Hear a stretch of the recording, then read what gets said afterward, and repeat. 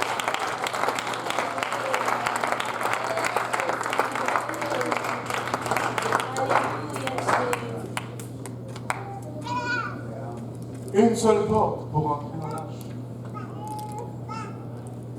La Bible ne définit pas 2, 3 façons de rentrer dans l'Église. Ça passe par la foi. Nous devons d'abord croire qu'il est le rémunérateur de tous ceux qui le cherchent. Et après, ça prend la repentance. Nous devons nous repentir de nos péchés. Nous devons faire un demi-tour. Si nous mentions, nous devons arrêter de mentir. Si nous trichons, nous devons arrêter de tricher. Et commencer à marcher dans la direction que Dieu veut que nous marchions. La repentance signifie littéralement un demi-tour. Volte-face. Après la repentance vient le baptême d'eau au nom de Jésus-Christ. Et vous savez, Acte 19 nous donne un récit des gens qui étaient déjà baptisés. Parce qu'il y a des gens qui disent, oh bon, j'étais déjà baptisé une fois, la Bible dit une fois. Mais Acte 19 nous donne le récit de gens qui étaient baptisés, qui rencontrent Paul. Paul leur demande, avez-vous reçu le Saint-Esprit? Ils disent non, nous n'avons même pas entendu dire que ça existait.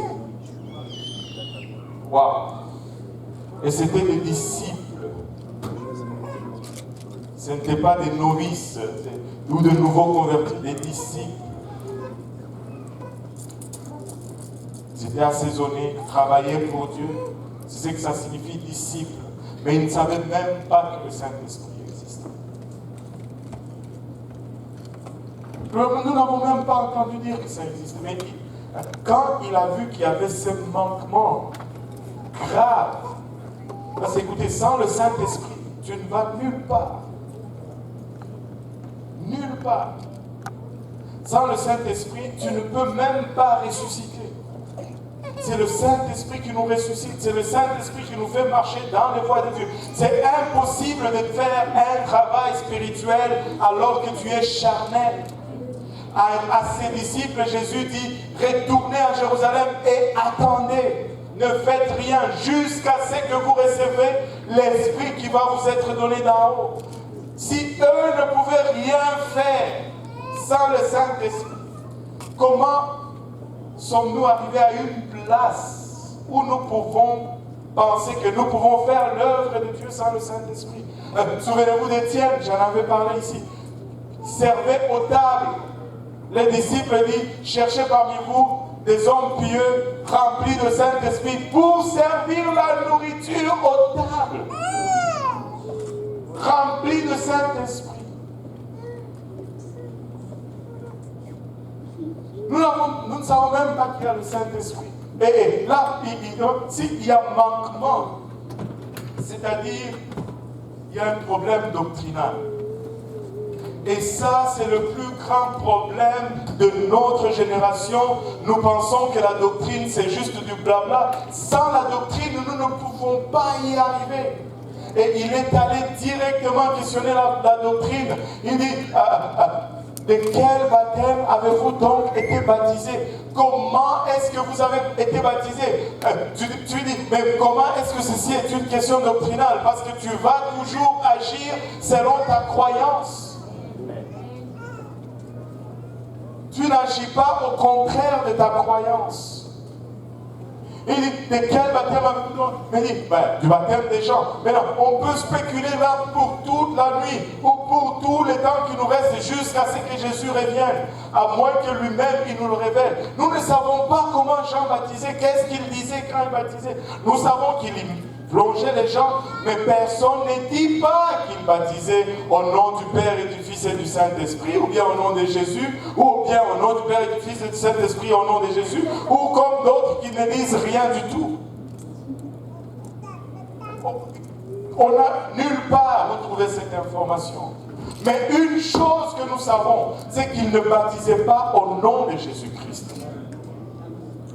Tu me dis, mais comment tu peux être sûr de cela? Parce que nous sommes baptisés selon Romains 6,4 en sa mort.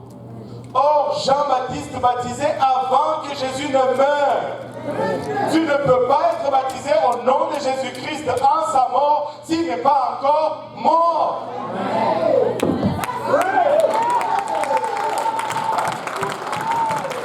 Jean ne pouvait pas baptiser au nom de Jésus. Et parce qu'il ne pouvait pas baptiser au nom de Jésus, ces gens-là, donne-moi la suite. Et Paul leur dit, Jean baptisait du baptême de repentance. Comment on ne sait pas, disant au peuple de croire. Peut-être qu'il disait, croyez à celui qui vient après moi. Je ne sais pas, peut-être. Mais qui venait après lui, c'est-à-dire en Jésus. Et sur ces paroles, ils furent baptisés au nom du Seigneur Jésus. Si nous pensons qu'à chaque fois qu'ils ont été trempés dans l'eau, c'est un baptême, nous allons dire qu'ils ont été baptisés 2 fois. Mais nous ne pouvons pas dire cela parce qu'ils ont été baptisés une fois correctement.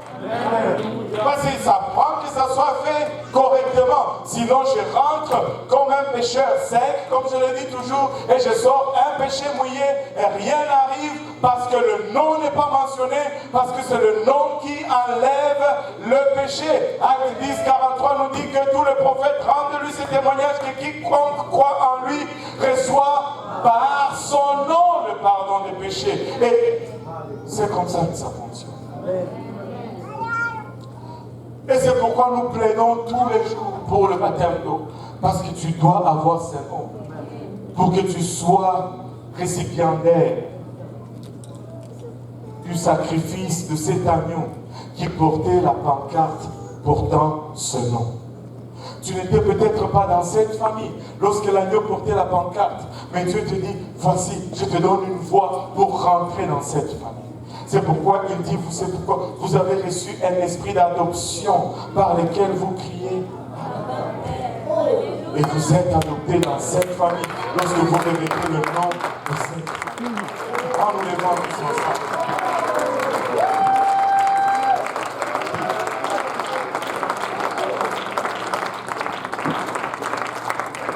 Écoutez, Dieu plaide avec nous. Dieu plaide avec nous. Pour que nous puissions revêtir de son nom. Dieu plaide avec nous. Pour que tout ce que nous faisions pour lui ne soit pas rendu un jour vain. Dieu plaide avec nous. Dieu plaide. Et sa présence est palpable dans ces lieux. Et si tu es là et que tu n'as pas encore reçu le Saint-Esprit avec l'évidence de parler en homme, Dieu peut te remplir du Saint-Esprit aujourd'hui, avant que tu le quittes. Alléluia. Oh,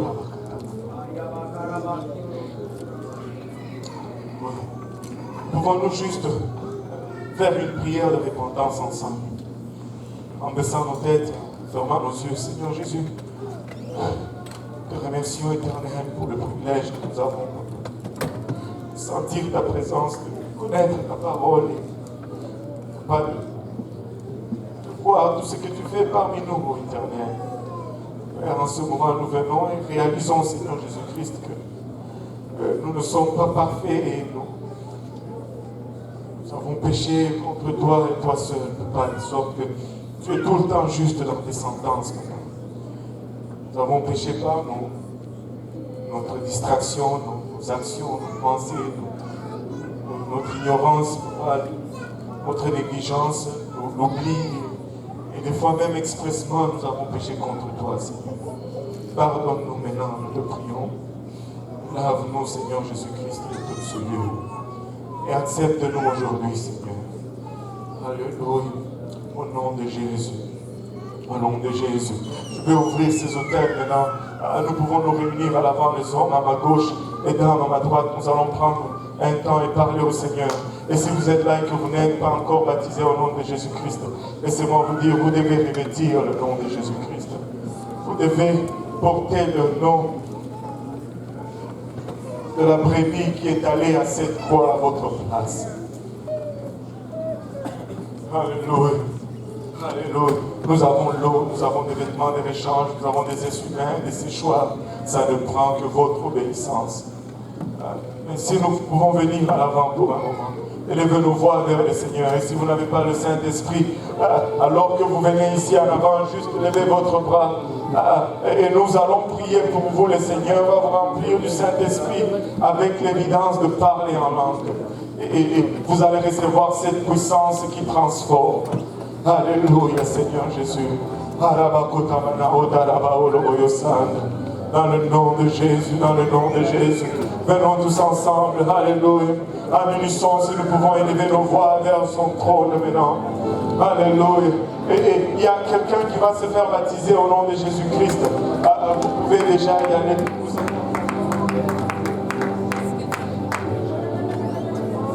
Alléluia. Il y a quelqu'un qui va revêtir du nom de Jésus.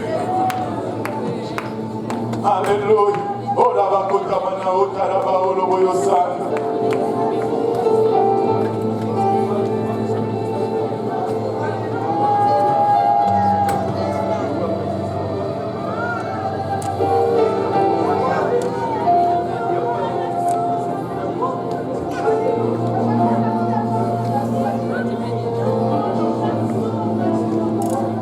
Alléluia. On va se réjouir, il y a une âme qui vient pour se faire baptiser au nom de Jésus.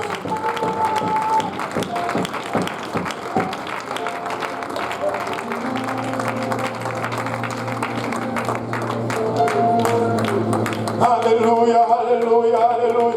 En élevant nos voix vers le Seigneur. Peuple de Dieu, regardez autour de vous. S'il y a quelqu'un qui n'a pas encore reçu le Saint-Esprit, priez avec la personne, elle va recevoir le Saint-Esprit avec l'évidence de parler en langue. Alléluia. Gloire au nom de Jésus, gloire au nom de Jésus. Alléluia Seigneur, alléluia Jésus. Alléluia Seigneur.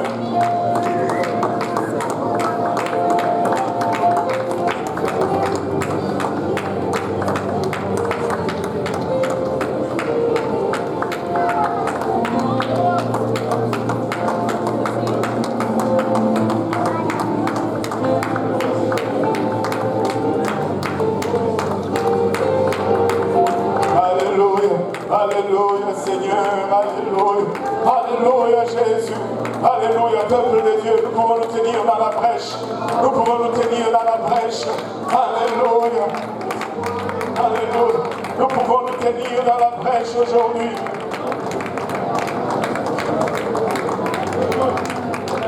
Nous pouvons nous tenir dans la brèche aujourd'hui.